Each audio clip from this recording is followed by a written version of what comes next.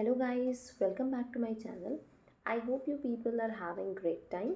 So today I am back with a new video and this video is all about a poem and the name of the poem is The Way Through the Woods जिसे Rudyard Kipling ने लिखा है। तो चलिए समझते हैं इस poem में है क्या।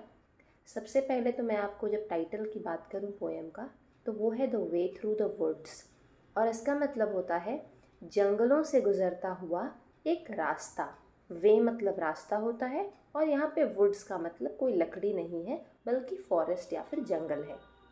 तो चलिए इस स्टोरी को समझते हैं और ये भी हम देखेंगे कि पोएट इस पोएम से हमें क्या समझाना चाह रहे हैं। Okay, they shut the road through the woods 70 years ago. तो पोएट शुरुआत करते हैं जहाँ पे हमें पोएम में बता रहे हैं कि इस रोड को जो कि वुड से होकर के गुज़रता था यानी कि जंगल से होकर के क्रॉस करता था, इसे 70 ईयर्स पहले बंद कर दिया गया था। Weather and rain have undone it again. और अब ख़राब मौसम और बारिश की वजह से ये जो रोड है ये अनडन हो चुका है। अनडन वर्ड जो है इसका मतलब है मिटा देना या फिर डिस्ट्रॉय कर देना। तो पोएट कहते हैं कि ख़राब मौसम और बारिश की वजह से ये जो रोड है ये फिर से डिस्ट्रॉय हो चुकी है। मतलब पहले से तो ये बंद हो ही चुकी थी, अब इसे ख़राब मौसम ने और भी ख़राब कर दिया है, मतलब इसका नामो निशान ही मिटा दिया है। And now you would never know there was once a road through the woods before they planted the trees. और पोएट कहते हैं कि अब आपको ये पता भी नहीं लगेगा कि एक समय पर इन जंगलों से एक रोड भी क्रॉस किया करता था, वहाँ पर एक रोड भी था। Before they planted the trees यानी कि जब वहाँ पे पेड़ पौधे नहीं लगाए गए थे उससे पहले वहाँ पे एक रोड भी था। It is underneath the corpus and Heath and the thin animals. Okay, तो जो वर्ड है अंडरनीथ इसका मतलब होता है नीचे और कॉपिस से हमारा मतलब है कि एक वुडलैंड एरिया यानी कि एक जंगल का एरिया जहाँ पे पेड़ों को रेगुलर इंटरवल्स पर मतलब थोड़े थोड़े टाइम के बाद काट दिया जाता है ताकि वो दोबारा से अच्छे से ग्रो कर सके और लोगों को लकड़ी प्रोवाइड कर सकें। तो अब ये पोएट कहते हैं कि अब वो रोड कहाँ छुप गया है, अंडरनीथ मतलब अब वो नीचे है। किसके नीचे? तो कॉपिस के नीचे, हीथ के नीचे। हीथ यानी कि एक ऐसा एरिया जहाँ पे जंगली प्लांट्स और फ्लावर्स ग्रो कर जाते हैं। एंड द थिन एनिमल्स, और जो थिन एनिमल्स हैं उनके नीचे ये रोड रह गया है। एनिमल्स से मेरा मतलब है ब्राइट कलर्ड फ्लावर्स, वो बहुत सुंदर ब्राइट कलर्ड के फ्लावर्स होते हैं। तो पोएट कहते हैं कि ये सब अब वहाँ पे उस रोड के जगह पे ग्रो कर गए हैं और रोड उसके नीचे कहीं दब के रह गया है। Only the keeper sees that where the ring-dove broods and the badgers roll at ease, there was once a road through the woods. तो पोएट कहते हैं कि अब उस रोड को कौन देख पाता है? बस वो कीपर देख पाता है। कीपर यानी कि वो फॉरेस्ट का जो देखरेख करने वाला इंसान है या रखवाला है जिसके अंडर में सब कुछ होता है, तो वो रोड को बस वही देख सकता है। और वहाँ पे रिंग डव ब्रूड करता है। ये जो रिंग डव है ये एक वाइट कलर की बर्ड होती है डव, और ये वहाँ पे ब्रूड करती है। और ब्रूड से मेरा मतलब है कि वो जो एग्स दी हुई है बर्ड ने, वो एग्स के ऊपर वो बैठ करके उसे वार्म रखती है और प्रोटेक्ट करती है। And the badgers roll at ease. और पोएट कहते हैं कि जो बैजर्स हैं, अब बैजर का मतलब होता है ये एक ऐसा जानवर है जिसके हेड पर ब्लैक एंड वाइट लाइंस होती हैं और ये यूजुअली ग्राउंड में जो होल्स होते हैं या छेद होते हैं उनमें रहा करता है, सिर्फ रात को बाहर निकलता है। तो यहाँ पे पोएट कहते हैं कि जो बैजर्स हैं they roll at ease. Roll at ease का मतलब होता है कंफर्टेबली वो यहाँ पे रोल करते रहते हैं, घूमते रहते हैं।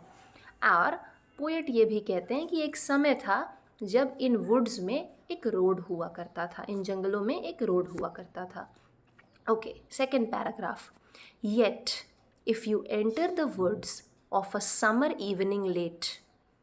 पोएट कह रहे हैं कि येट फिर भी अगर आप कभी इन वुड्स में, इन जंगलों में एंटर करते हैं of a summer evening late, यानी कि शाम के समय में, समर सीजन में, गर्मी के मौसम में, when the night air cools on the trout ringed pools, जहाँ पे रात की हवा ठंडी होती है और वहाँ पे ट्राउट जो हैं वो पूल्स में रिंग बना रहे होते हैं। तो ट्राउट रिंग्ड, ट्राउट एक मछली है जो क्या करती है, पानी में रिंग्स बनाती है, पानी के सरफेस पर बुलबुले बनाती है।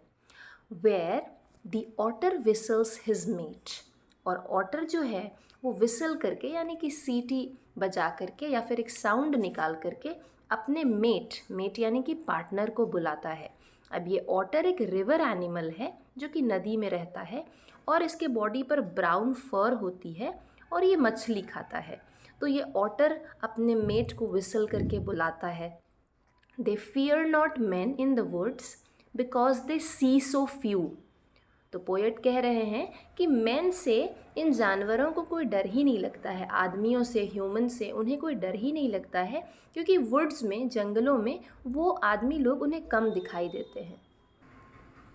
You will hear the beat of a horse's feet and the swish of a skirt in the dew. Poet कह रहे हैं कि आपको वहाँ पे सुनाई देगी, अगर आप कभी गलती से चल जाते हैं वुड्स में शाम के समय, समर इवनिंग में, तो आपको वहाँ पे कैसी आवाज़ सुनाई देगी, आपको हॉर्स के फीट की आवाज़ सुनाई देगी, यानी घोड़े के चलने की। बीट मतलब होता है साउंड, तो एक रिदम सुनाई देगा हॉर्स के फीट की, या फिर swish of a skirt in the due. Skirt जैसे सॉफ्ट रसल वाली आवाज़ आती है ना, वो स्कर्ट किसी के चलने की आवाज़ आ रही है ड्यू में।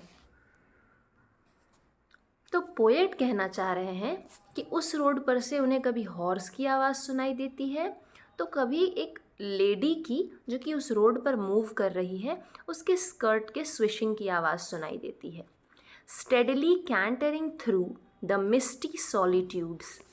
स्टेडली का मतलब होता है स्लोली, यानी कि धीरे धीरे, और कैंटरिंग का मतलब होता है जैसे कि ये घोड़ा या फिर घुड़सवार जो है वो धीरे धीरे मूव कर रहा हो, ना ही बहुत ज़्यादा स्लोली ना ही बहुत ज़्यादा स्पीड में, तो उसे हम कहते हैं कैंटर करना।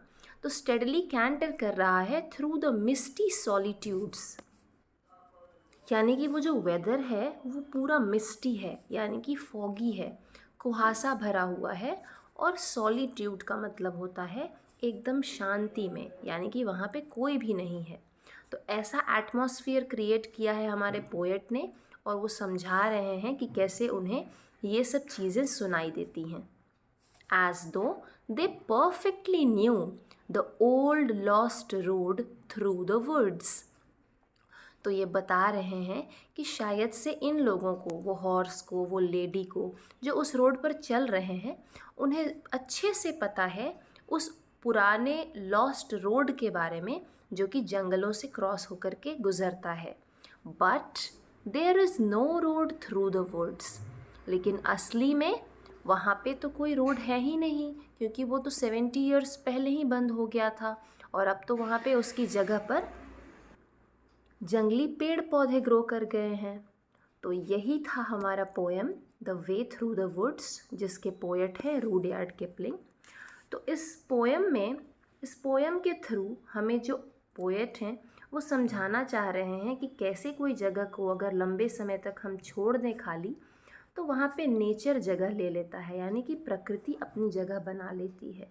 और जब हमें बताते हैं पोएट कि रोड क्लोज्ड है, फिर भी उन्हें ऐसी आवाज़ें जैसे कि हॉर्स के फीट की और कोई लेडी की मूव करने की सुनाई दे रही है, तो इससे ये पता चलता है कि हम पास्ट में हैं, मतलब हम अपने पास्ट के बारे में सोच रहे हैं, क्योंकि एक्चुअल में वहाँ पे तो कुछ है ही नहीं।